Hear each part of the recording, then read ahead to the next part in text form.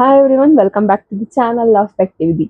ಇವತ್ತು ನಾವು ಒಂದು ಇಂಟ್ರೆಸ್ಟಿಂಗ್ ಟಾಪಿಕ್ ಬಗ್ಗೆ ಮಾತಾಡ್ತಾ ಇದ್ದೀವಿ. ಅದೇ ನಾವು ಈ ಒಂದು ತಮ್ನೆಲ್ ನೋಡಿದ್ರೆ ಗೊತ್ತಾಗುತ್ತೆ, ban of millions of influencers in China.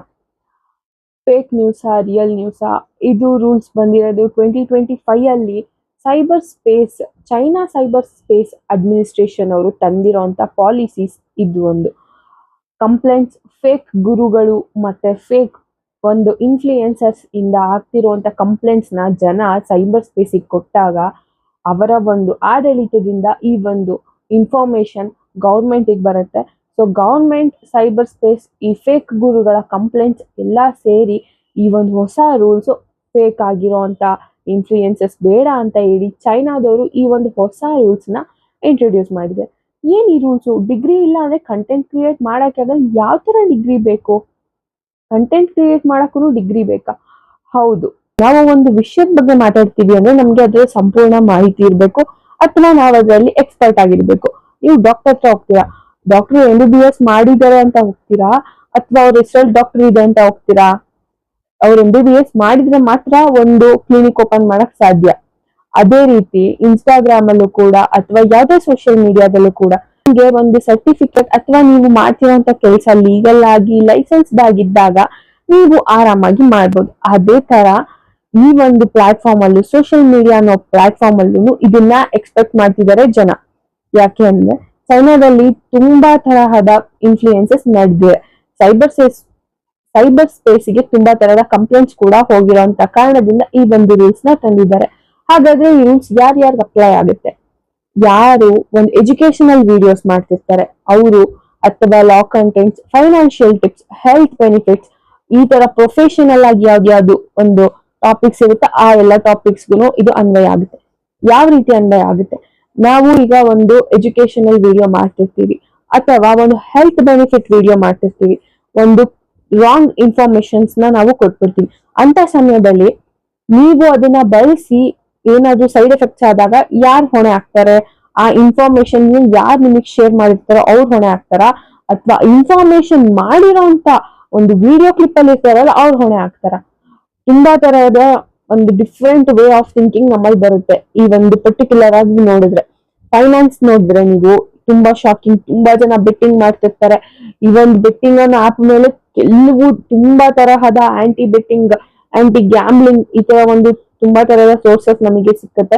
ಆದ್ರೆ ಫೈನಾನ್ಸ್ ಟಿಪ್, ಇದ್ರ ಮೇಲೆ ಇನ್ವೆಸ್ಟ್ ಮಾಡಿ ಡಬಲ್ ಆಗುತ್ತೆ, ಅದ್ರ ಮೇಲೆ ಇನ್ವೆಸ್ಟ್ ಮಾಡಿ ನೀವು ಎಕ್ಸ್ಪರ್ಟ್ ಆಗ್ತೀರಾ, ಅದ್ರ ಮೇಲೆ ಇನ್ವೆಸ್ಟ್ ಮಾಡಿ ನಿಮ್ಗೆ 10 ವರ್ಷ ಆದ್ಮೇಲೆ ಇಷ್ಟು ದುಡ್ಡು ಬರುತ್ತೆ.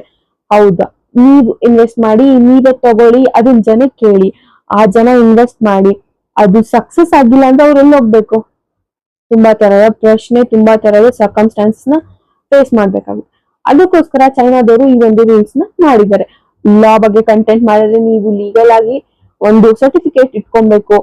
ಡಾಕ್ಟರ್ ಅದು ಹೆಲ್ತ್ ಬೆನಿಫಿಟ್ಸ್ ಬಗ್ಗೆ ಮಾಡಿದಾಗ, ಫೈನಾನ್ಸ್ ಮಾಡಿದಾಗ, ಪ್ರತಿ ಒಂದು ನೀವೇನಾದ್ರೂ ಈ ಪರ್ಪಸ್ಫುಲ್ ಒಂದು ಕಂಟೆಂಟ್ ಇಟ್ಕೊಂಡು ಮಾಡಿದಾಗ ಈ ಒಂದು ಸರ್ಟಿಫಿಕೇಟ್ ಅನ್ನೋದು ಅಥವಾ ಡಿಗ್ರಿ ಅನ್ನೋದು ಇಂಪಾರ್ಟೆಂಟ್ ಅಂತ ಹೇಳಿ ಚೈನಾ ಗೌರ್ಮೆಂಟ್ ಹೇಳಿದೆ. ಹಾಗಾದ್ರೆ ಇದರ ಸೈಡ್ ಎಫೆಕ್ಟ್ಸ್ ಯಾರ್ಯಾರಿಗೆ ತಟ್ಟೋದಿಲ್ಲ? Food bloggers, travel bloggers, life style, ಯಾರು ಈ ತರ ಒಂದು ಕಾಮಿಡಿ, ಎಂಟರ್ಟೈನ್ಮೆಂಟ್ ಅಥವಾ ಒಂದು ಅವ್ರ ಪರ್ಸನಲ್ ಲೈಫ್ ಬಗ್ಗೆ ಯಾರು ಕಂಟೆಂಟ್ಸ್ ಮಾಡ್ತಿರ್ತಾರೆ, ವ್ಲಾಗ್ಸ್ ಮಾಡ್ತಿರ್ತಾರೆ, ಅವ್ರ ಮೇಲೆ ಸಂಪೂರ್ಣವಾಗಿ ಯಾವುದೇ ತರಹದ ಬ್ಯಾಡ್ ಇಂಪ್ಯಾಕ್ಟ್ ಬೀಳ್ತಾ ಇಲ್ಲ.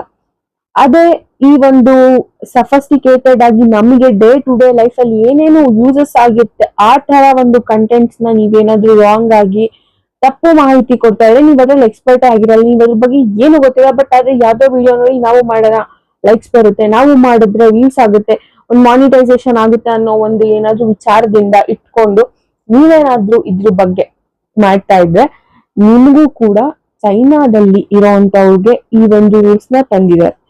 ಯಾವ ರೀತಿ ವಿಡಿಯೋಸ್ ಮಾಡ್ಬೇಕು, ನೀವು ಕಂಟೆಂಟ್ ಯಾವ ರೀತಿ ಮಾಡ್ಬೇಕು ಅನ್ನೋದಕ್ಕಿಂತ ನಿಮಗೆ ಡಿಗ್ರಿ ಇದೆಯಾ ಅನ್ನೋದನ್ನ ಚೈನಾ ಗವರ್ಮೆಂಟ್ ಕೇಳ್ತಾ ಇರುತ್ತೆ. ಇದೇ ರೂಲ್ಸ್ ಇಂಡಿಯಾದಲ್ಲಿ ಇದ್ರೆ ಎಷ್ಟೊಂದ್ ಜನ ಜಿಮ್ ಅಲ್ಲಿ ಒಂದು ಟ್ರೈನರ್ ಆಗಿರ್ತಾರೆ, ಎಲ್ಲಾ ತರಹದ ಲೈಫ್ ಏನೇನು ಡಯಟ್ ಪ್ಲಾನ್ ಮಾಡ್ಬೇಕು ಎಲ್ಲಾ ಮಾಡ್ತಿರ್ತಾರೆ, ಡಾಕ್ಟರ್ ಆಗಿರ್ತಾರೆ, ಮಾಡ್ತಿರ್ತಾರೆ. ಅದೇ ತರ ಅವ್ರು ಮಾಡ್ತಿದಾರೆ. ಈಗ್ಲೂನು ಸ್ವಲ್ಪ ಜನ ಅದನ್ನ ಅಪೋಸ್ ಮಾಡಿ ಬೇರೆ ಜಿಮ್ ಅವರು ಈ ಜಿಮ್ ಅವ್ರಿಗೆ ಆ ತರ ನಡೀತಾ ಇರೋದನ್ನ ನಾವು ನೋಡ್ತಾ ಇರ್ತೀವಿ ಸೋಷಿಯಲ್ ಮೀಡಿಯಾದಲ್ಲಿ. ಆದ್ರೆ ಚೈನಾ ಗವರ್ಮೆಂಟ್ ಇದ್ರ ಮೇಲೆ ಒಂದು ಹೈ ಪ್ರೊಫೈಲ್ ಆಗಿರುವಂತ ರೂಲ್ಸ್ ನೇ ಹಾಕಿದ್ದಾರೆ. ಡಿಗ್ರಿ ಇರ್ಲೇಬೇಕು ಅಂತ ಹೇಳಿ. ಇದನ್ನ ನಾವು ನೋಡ್ತಿದ್ರೆ ನಮ್ಗೆ ಅನ್ಸುತ್ತೆ ಇವರು ಫ್ರೀಡಮ್ ಆಫ್ ಸ್ಪೀಚ್ ನ ಕಿತ್ಕೊಂತಾ ಇದ್ದಾರಾ ಅಂತ. ಇದ್ರ ಬಗ್ಗೆ ನಿಮ್ಗೆ ಏನಾದ್ರು ಅನಿಸಿಕೆ ಇದ್ರೆ ಕಮೆಂಟ್ ಮಾಡಿ. ಅದೇ ರೀತಿ ಈಗ ನಾವು ನೋಡ್ತಾ ಇರೋ ಅಂತ ಸಿಚುಯೇಷನ್ ಅಲ್ಲಿ ನೋಡಿದ್ರೆ ಚೈನಾದವರು ಈ ತರ ಒಂದು ರೂಲ್ಸ್ ನ ತಂದಿದ್ದಾರೆ. ಇದ್ರದ್ದು ಸೈಡ್ ಎಫೆಕ್ಟ್ಸ್ ಯಾರಿಗಾಗಲ್ಲ ಅಂತ ಕೂಡ ಗೊತ್ತಾಯ್ತು ನಮ್ಗೆ. ಹಾಗಾದ್ರೆ ಇದನ್ನ ಎಷ್ಟು ಜನ ಅಗ್ರಿ ಮಾಡ್ತಾರೆ? ಆಲ್ರೆಡಿ ಬ್ಯಾನ್ ಮಾಡಿದ್ದಾರೆ. ಇದು 2025 ಅಲ್ಲಿ ಆಗಿರುವಂತ ಒಂದು ವಿಷಯ. ಆದ್ರೆ ಇವನ್ ಇಂಪ್ಯಾಕ್ಟ್ ಇಂಡಿಯಾ ಮೇಲೆ ಬಿದ್ದಾಗ ಯಾವ ರೀತಿ ಒಂದು ಪರಿಣಾಮ ಬೀಳುತ್ತೆ. ಅದೇ ರೀತಿ ನಾವು ಈಗ ಒಂದು ಫೈನಾನ್ಸ್ ಅಲ್ಲಿ ಯಾರೋ ಒಬ್ರು ನಮ್ಗೆ ಇನ್ಸಿಸ್ಟ್ ಮಾಡಿದಾಗ ನೀವು ಕೂಡ ಕೇಳ್ತೀರಾ, ನೀವು ಇನ್ ಪರ್ಸನ್ ಇದ್ದಾಗ ನೀವು ಕೇಳ್ತೀರಾ, ನೀವ್ ಏನ್ ಓದಿದೀರಾ, ನಿಮ್ಗೆ ಹೆಂಗ್ ಗೊತ್ತಿ ನಾಲೆಡ್ಜ್ ಅಂತ. ಅದೇ ನೀವು ಇನ್ಸ್ಟಾಗ್ರಾಮ್ ಅಲ್ಲಿ ನೀವು ಅವ್ರಿಗೆ ಮೆಸೇಜ್ ಮಾಡೋದಾಗ್ಲಿ, ಸೋಷಿಯಲ್ ಮೀಡಿಯಾದಲ್ಲಿ ನೀವು ಮೆಸೇಜ್ ಮಾಡಿದ್ರೆ ಅವರು ಒಬ್ಬೊಬ್ರು ಕಮೆಂಟ್ ಸೆಕ್ಷನ್ ಆಫ್ ಮಾಡಿರ್ತಾರೆ, ಒಬ್ರು ರಿಪ್ಲೈಯೂ ಕೂಡ ಮಾಡಲ್ಲ. ಸೊ ಈ ಒಂದು ರೂಲ್ಸ್ ನ ನೋಡಿದಾಗ ಒಂಥರ ಹೌದು ಇರ್ಬೇಕು ಅಂತ ಕೂಡ ಅನ್ಸುತ್ತೆ. ಇನ್ನೊಂದ್ ಕಡೆ ನೋಡಿದಾಗ ಫ್ರೀಡಮ್ ಆಫ್ ಸ್ಪೀಚ್ ಬಗ್ಗೆ ಏನು ಉತ್ತರ ಸಿಕ್ಕತ್ತೆ, ಹೌದು ರಾಂಗ್ ಆಗಿ ಕೊಡಬಾರ್ದು ಅಂತ ಗೊತ್ತಾಗುತ್ತೆ. ಹಾಗಾದ್ರೆ ಈ ಒಂದು ಟಾಪಿಕ್ ಅಲ್ಲಿ ಫ್ರೀಡಮ್ ಆಫ್ ಸ್ಪೀಚ್ ಎಷ್ಟು ಇಂಪಾರ್ಟೆಂಟ್, ಅದೇ ರೀತಿ ಇನ್ಫ್ಲೂಯೆನ್ಸಿಂಗ್ ಅಲ್ಲಿ ನಮ್ಗೆ ಒಂದು ಡಿಗ್ರಿ ಬೇಕಾ ಅನ್ನೋದು ಎಷ್ಟು ಇಂಪಾರ್ಟೆಂಟ್ ಅನ್ನೋದು ಕಮೆಂಟ್ ಮಾಡಿ. For more such law contents follow law perspective. Bye.